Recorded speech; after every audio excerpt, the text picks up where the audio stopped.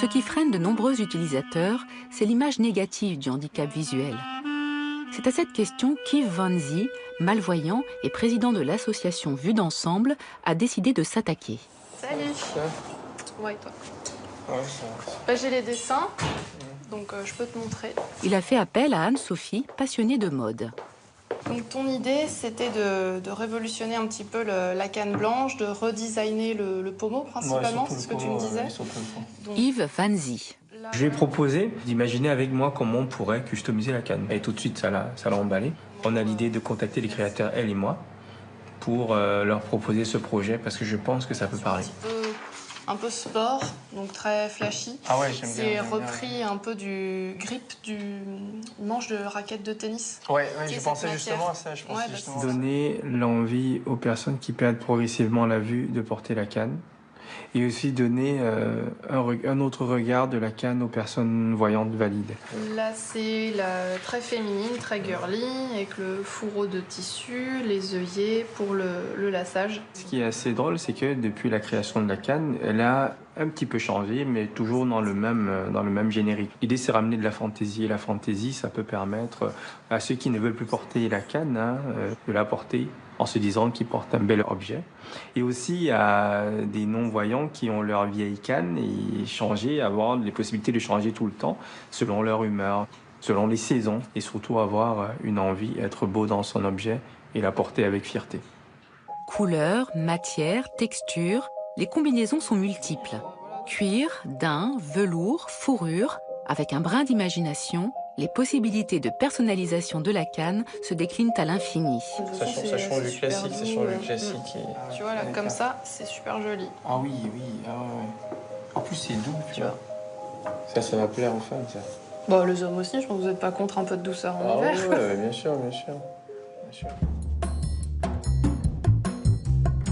Ce soir, dans l'établissement d'Anne-Sophie, situé en centre-ville de Strasbourg, un événement peu ordinaire se prépare. L'association Vue d'Ensemble organise pour la seconde fois un défilé de mode entre malvoyants, non-voyants et mannequins expérimentés. Une initiative originale et une suite logique au succès du premier défilé Fashion DV. Mais aussi et surtout un événement sur mesure pour changer l'image de la canne blanche et la porter différemment. Porter la canne comme un objet de séduction et non comme un objet de stigmatisation. Il y a une très belle phrase de Balzac où il dit « L'esprit d'un homme se devine à la manière dont il porte sa canne ».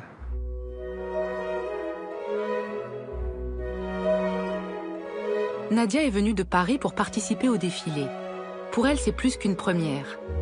Un moyen de passer le cap, s'affranchir du regard des autres, porter haut sa différence au lieu de la dissimuler.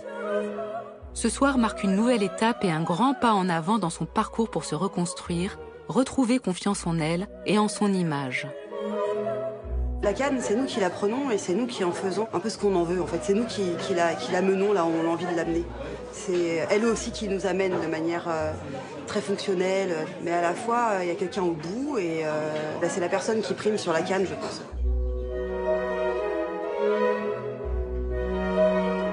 Peur de l'échec, de l'inconnu ou du regard des autres, malgré les trésors d'ingéniosité déployés ces dernières années pour améliorer les fonctionnalités de la canne blanche, le nombre d'utilisateurs demeure encore trop faible. Pourtant, une fois le cap franchi, l'outil devient pour ses utilisateurs une clé pour plus de liberté, d'échange et d'autonomie retrouvée.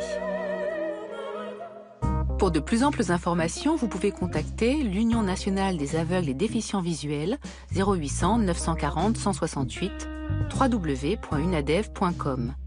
Pour retrouver toutes ces informations ainsi que d'autres, le site internet de France 5 est à votre disposition www.france5.fr/à vous de voir avec des tirets / ou écrivez-nous à vous de voir, France Télévisions, pôle France 5, 10-12 rue Horace Vernet, 92 130, Issy-les-Moulineaux, Cedex 9.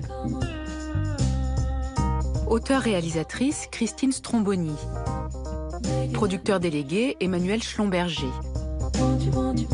Avec le soutien du Centre national du cinéma et de l'image animée et de l'UNADEV. Avec la participation de France Télévisions. Presse, Valérie Blanchet, Pauline Dalverny. Production, Céline Raffestin, Thomas Bonnet. Unité documentaire, Caroline Béard, Anne Gouraud, Hervé Guérin. Cette émission vous a été proposée par Bleu Cristal Média et France Télévisions.